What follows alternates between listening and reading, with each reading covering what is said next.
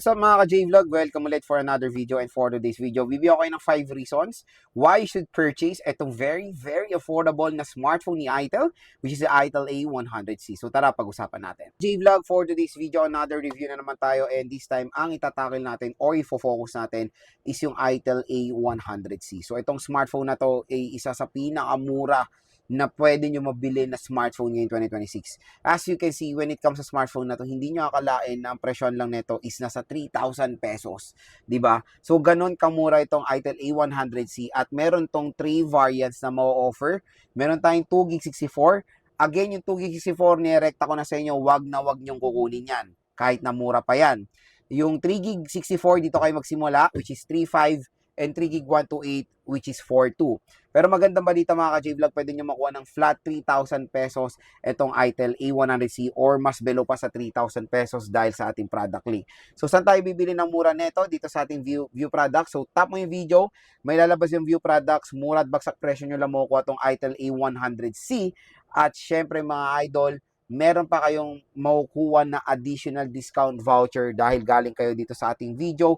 Yan ay pala collaboration ng YouTube Shopping at ng online platforms para sa mga consumers natin na gustong bumili ng smartphone at syempre malaki ang matitipid. So again mga J-Vlog, for today's video, bibigyan ko kayo ng 5 rason kung bakit magandang bilhin itong Itel A100C. First reason, lapagan na natin display quality. So when it comes sa display niya, in fairness naman dito sa Itel A100C, malaki rin naman ang ma-offer niya na screen size. So 6.6 inches siya, pero again, yung ibang specification nito is very normal for its price, like notch display, IPS LCD display, HD plus 720p resolution, syempre a 90Hz screen refresh rate. Ang unang nagustuhan ko dito, yung display quality niya. In fairness, kahit na mura siya, ang maganda doon, HD resolution siya. Kasi ibang murang smartphone, provide sila ng smartphone na wash out. Ito, hands down mga J-Vlog, hindi wash out yung display nito. Kaya panigurado pag maglalaro kayo dito or manonood, may enjoy nyo rin naman dito sa Itel A100C. Next mga idol, yung kanyang affordability. Siyempre ngayon, in today's time, maraming naghahanap talaga ng murang smartphone. Ito, re-recta ko na kayo, hindi to pwede for gamers kasi mabagal po processor nito. The Unisoc T7100. Ang GPU nun is the PowerVR GE8322. Parang sabihin na natin i-short T603 siya. Mabagal po na processor yan, kaya hindi ko po ito mare-recommend sa mga sa mga consumers natin na gamers. Hindi po pwede sa inyo ito. Pwede lang to for casual things, secondary smartphone sa mga anak nila, bibigay sa mga senior citizens or mga parents nyo na gusto lang ng calls and text at makapag-Facebook ba kumbaga. Ito, pwede na sa kanila to kasi very affordable lang. So again, hindi siya pwedeng panglaro, kahit even ML dito magfe-frame drop to mga ka-J-Vlog dahil medyo masakit sa ulo ang processor niya.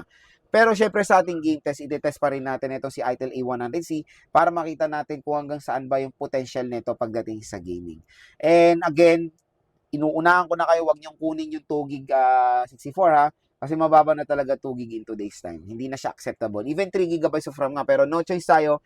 3GB of RAM lang kasi ang i-offer ng Itel A100C for its price na 3,000 pesos. Medyo acceptable pa rin naman siya sa mga ibang consumers natin. Sa ibang perspective ng consumers kumbaga. So yun na nga, affordability, yun yung isa sa ilalaban nito kasi possible pwede nyo tumakuha ng 2+. Kunyari, motor taxi rider kayo, naghahanap lang kayo ng secondary smartphone pangharabas as a delivery phone. Ito maganda po i-recommend. Salpak nyo lang to sa sa motor nyo, at least mura lang yung ginagamit nyo pang trabaho at meron kayong personal phone na hindi nabubugbog for work.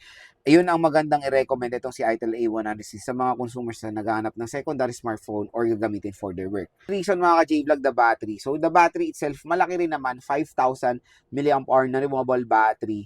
So again, yan na rin naman ang the best minimum na acceptable na battery ngayon 2026. Pero the sad part dito is yung kanyang charging rate. 10 watts lang po siya.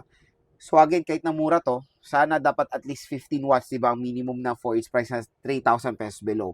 10 watts, medyo hassle. So in short, yung Type-C neto is useless when it comes to fast charging and fast data transfer. So parang ang naging point na lang ng USB Type-C is para maka-comply sa EU, di ba? Kasi ang EU talagang kailangan nila naka Type-C na, or sabihin na natin sa standard ng mga units ngayon na kailangan naka Type-C. Kasi ito Type-C nga pero slow charging siya, which is nakaka-disappoint lang dahil ang USB Type-C naka-design for fast charging. So yun lang. Pero the battery itself, napakaganda, malaki naman at kumbaga battery performance, makunat din naman dito sa ITEL A100C. Fourth reason mga idol, the design. So sa design naman, tingnan nyo, maraming nagsasabi na mukha tong OnePlus dito dahil yan sa kanyang design. Ayan. So maganda rin naman yung design kahit papano ng ITEL A100C mga ka-J-Vlog. Real talk, hindi nyo akalain na sobrang mura lang na itong smartphone na to. Hindi nyo akalain na pwede nyo makuha ng 2 plus lang siya dahil sa kanyang very gorgeous design. And yung mga iba kasing smartphone, ay mga ibang consumers natin, tulad yan, iba namamahalan sa OnePlus, gusto lang nila parang inspired yung design at makuha ng sobrang mura. Ito magandang i-recommend sa inyo mga idol. Kumbaga sa design and aesthetic na ito, i-rate ko to ng perfect 10 dahil minimalist siya, pero may dating, kumbaga, yung design nitong smartphone na to. Hindi lang yon. Malaki battery capacity, 5,000, pero nakapag-provide sila ng slim smartphone at lightweight. Etong si ITEL A100C. At ang magandang balita rin dito, wala siyang any glossiness dito sa side niya or sa lahat ng aspect na itong smartphone na to, matte finish siya. At in fairness, hindi naman prone sa mga fingerprint smudges or fingerprint magnet itong smartphone na to. Next mga ka-J-Vlog sa camera. So sa camera, in fairness naman, nagulat ako na malinaw din naman kahit papaano yung camera quality nitong ITEL A100C kahit na sobrang mura lang nitong smartphone na to. So kumbaga pagdating sa camera performance, for its price, it can give justice. To be honest, meron nga siya yung mga kapresyo nito, yung Poco C71 and Xiaomi Redmi A5.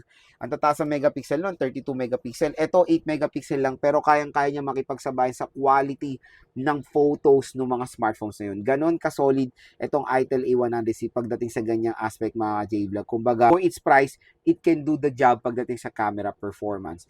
So again mga J-Vlog, uulitin ko, itong smartphone na to ay hindi po pwede for gaming dahil ito ay naka low powered processor po siya. At again, sa mga nagtatanong, the operating system of this smartphone is Go Edition ng Android. So it is Android Go Edition siya mga J-Vlog. Tama-tama, naka-design naman ng Android Go Edition sa mga low-powered processor na meron tong si ITEL A100C. I know marami na disappoint, nakita ko sa comment section na disappoint sila dahil mabagal siya. Again, uulitin ko, etong smartphone na to ay hindi parang pang primary, to be honest. Masyado siya mura, kaya ngayon, always manage expectation kung magkano nyo siya talaga nakuha, di ba? Pag ganyan presyohan, expect nyo mabagal, ganyan, at hindi ganun kaganda specifications niya. Kaya ito, yung mga iba kasi nating consumers naghahanap lang ng smartphone na pangharabas sa trabaho, pangharabas sa online business, ibang senior citizen natin, nagko-call and text lang, Facebook ba, yun lang naman ang ginagawa nila, at masaya na sila dito sa smartphone na to. Marami akong kilala ring na observe na mas piniprefer nila yung murang smartphone lang dahil hindi naman sila ganun ka-techy, di ba? So ito, kumbaga may target consumer siya, may specific target consumer, itong ITEL A100C. Pero uulitin ko, hindi to pwede sa mga solid gamers, sa mga heavy users, kumbaga sasakit talaga ulo nyo sa kanyang processor. Pero yan, binigyan ko kayo ng 5 rason kung bakit kahit papaano mura naman ito si ITEL A100C at kung bakit maganda rin naman siyang i-purchase ngayon 2026. Again mga ka-J-Vlog, gusto nyo ito makuha ng sobrang mura at bagsak presyo. Tap mo yung video, view products, mura at bagsak presyo lang dyan ng ITEL A100C at meron pang naghihintay sa inyong additional discount voucher pag bumili kayo dito sa ating product link. So ano pang hinihintay nyo mga ka-J-Vlog? Hanggang mura, hanggang may stock pa. Grab yours now dahil sobrang ganda rin naman ng deal na ino-offer ni ITEL dito sa online sa ITEL A100C. And no worries, official store po yan ni ITEL yung nasa ating product link. Abangan nyo na lang yung ating full review, game test, camera test, speaker test dito sa smartphone na to.